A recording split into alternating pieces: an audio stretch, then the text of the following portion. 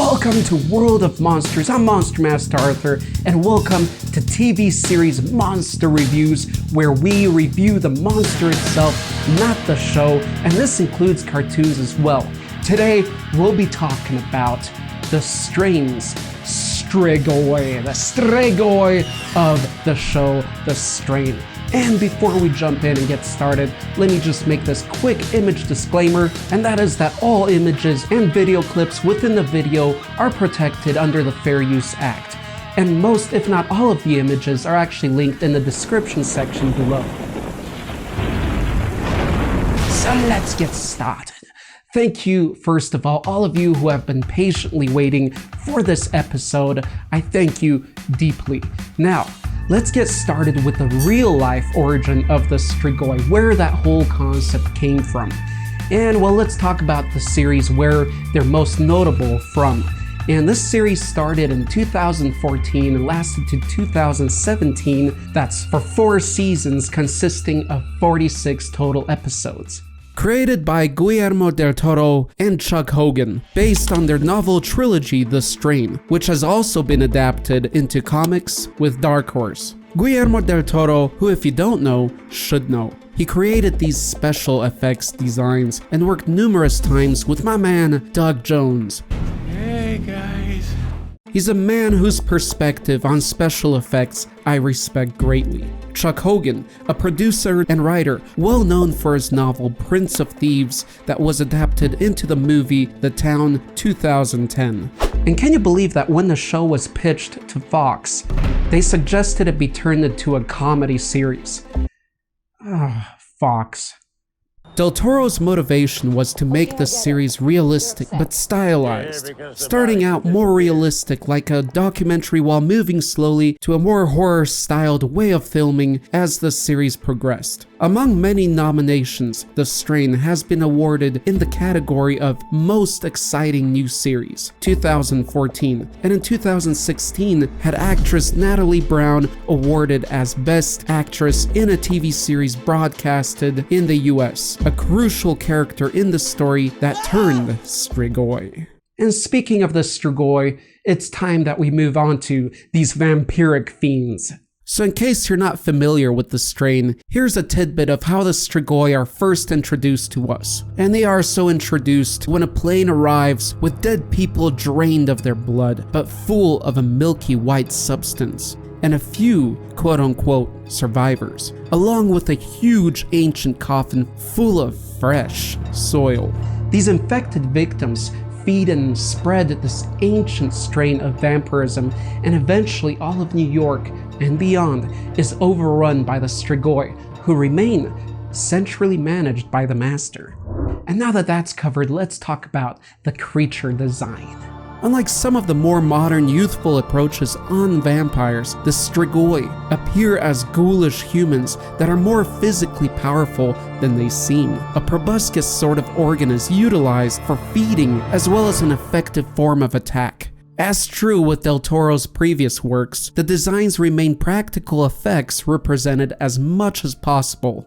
I would say that the way we approach the myth, the way we cast the show, the way we approach the vampires, where they are not glamorous, young, beautiful looking, they are parasitic monsters. But not only that, but we are trying to take the Western lore of vampirism and reinvent it in biological, mythological terms is really an interesting thing. We recruited a bunch of really talented young dance students who were then trained by our vampire choreographer, Roberto. The nature of this Strigoi is grotesque, pressed upon Del Toro's historic motivation. When I was a kid, I read a book on vampirism, and one of the things that struck me the most is that in Eastern Europe, the vampire is depicted as having a stinger under the tongue, like a bee. And it stayed with me, and I used it on Blade, I wanted to use it on Kronos. So it is no secret that Del Toro was influenced by Blade 2, as he directed that as well, using the same notes on vampires since childhood. The epidemical theme behind the strain was also influenced and an improvement upon Del Toro's movie Mimic. And also a great book out there, The Art of the Strain. You gotta check it out if you're a fan. We'll talk more about the details of their look within the anatomy and biology section. So now let's get started with the natural history and dive into the origin of the Strigoi within the lore. Looking at the actual Strigoi legend of Eastern Europe, namely Romania, which highly influenced the lore of the strain, we can see hints of their origin dating back as far as ancient Greece. And focusing on the series lore, it's safe to assume even prior to that. Abraham Satrakan, who escaped the powers of the Master during the World War II era, suspects these vampires have been around longer than recorded history. Oh, and also Satrakan's story, in fact, begins in Romania. And now would be a great time to bring attention to the true monster of the Strigoi origin. The parasitic worms that create these ghoulish beasts. For it is these worms that appear to be the sole base of these spawns. Even though this is not an all-about episode on these pale night crawlers, they are crucial in understanding the history of the strange Strigoi, particularly the crimson worm, which apparently only the ancients possess. The actual origin is much more metaphysical or biblical than one may have expected, and this explains all the god mentioning and religious overtone within the series. You see, it all started when a god, okay, I'll play nice, God sent 3 archangels, Gabriel, Michael, and Azrael, who the ancients referred to as Azrael, to punish the cities of Sodom and Amorah, a twist on the lore and names within the book of Genesis, Sodom and Gomorrah.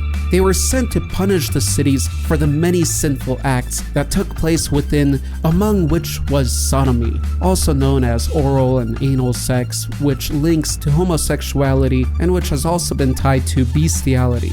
Hence the word sodomy derived from the city of Sodom, one of which was heavily punished, Sodom, in the strain.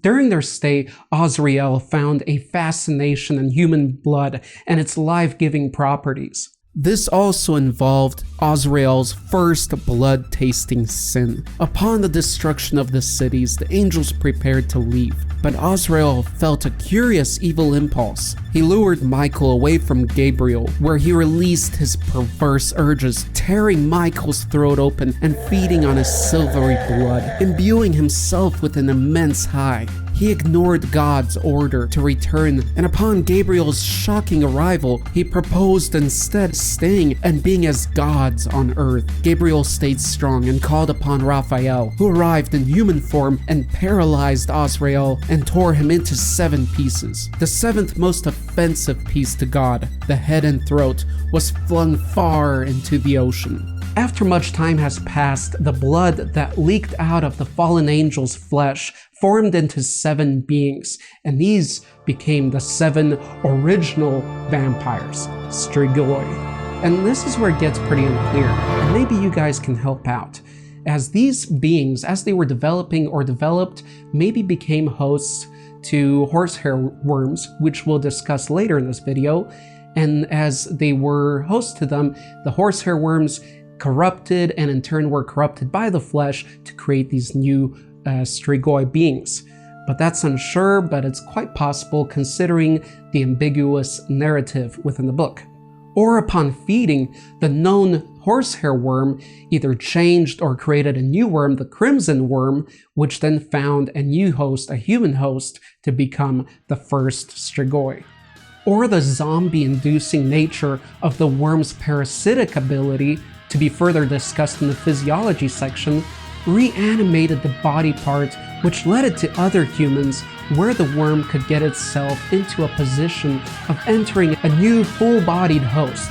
Or, more along the lines of the simplicity of the text, the blood that seeped out of the body parts eventually evolved and formed into the crimson worms. Either way, something similar had to take place among all the 7 body parts, as their essence eventually all came into being in this form.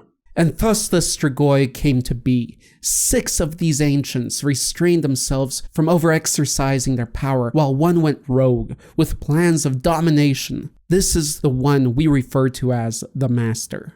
Being based on the fallen Archangel Azrael's fragmented anatomy, these vampires share cursed weaknesses. such as silver, the closest substance to what Azrael drank from the other angel, became a poison. The sun, the closest thing to the face of God, became a fatal antagonist to their existence.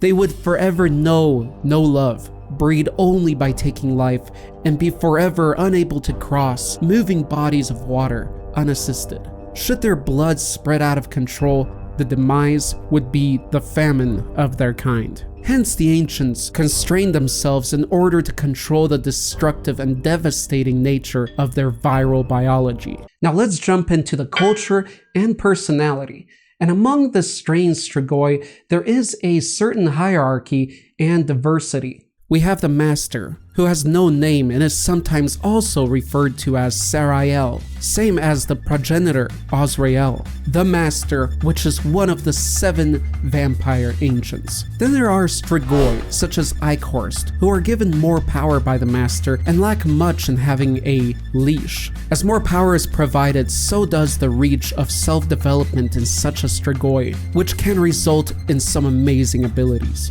There are Feelers, which are children that have been turned and serve as great trackers for the Master. Mongrels, who are more wild and physically powerful than the common Strigoi, and like the Feelers, prefer to move around on all fours. And then finally the commonly seen human vampires known as the Strigoi. The idea is the Master has what we call it internally, we call it the leash. Like he releases the leash if he wants you to regain a little bit of your personality back. So Eichhorst, for example, basically has no leash, unless he misbehaves, and the Master can let him do. The general Strigoi has a huge leash. They are basically like attack dogs. They do only what the Master wants. Bearing in mind that there are various types of these vampires, they all share the common pronounced traits of having the addition of a proboscis to the human anatomy and, of course, a worm. To keep it clear, I'll refer to the Strigoi of focus here on this video as the common Strigoi. These Strigoi minds are managed by the Master, or ancient vampire in charge. This will be further discussed in the physiology section. Therefore, they do not hold much of a personality. When under control, they will do their Master's bidding as needed, and when not in control, or when in a neutral state, they will wander about, with the key directive being feeding. The beings are basically parasite virus run, and so their states remain simple and survival based, lacking in cultural values and much in personality traits. Essentially and almost literally worm brain. There's a sort of a constantly varying degree of consciousness that they retain. The only notable drive is searching out the loved ones from their previous lives to feed on and to turn them as well. And so having said that, there is a certain significance in blood and family among the Strigoi. Find my son. Let's talk about the Strigoi's ecology and location. Similar to their wormy counterparts, Strigoi can be found within darkness due to their weakness to the sun's rays, and near healthy human populations.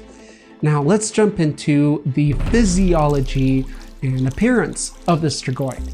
I sincerely thank you for watching part 1 of all about the Strigoi of the strain. I welcome you to continue diving into the impressive details of these vampires within part 2. And if you're a little bit uncomfortable with that, I dare you to.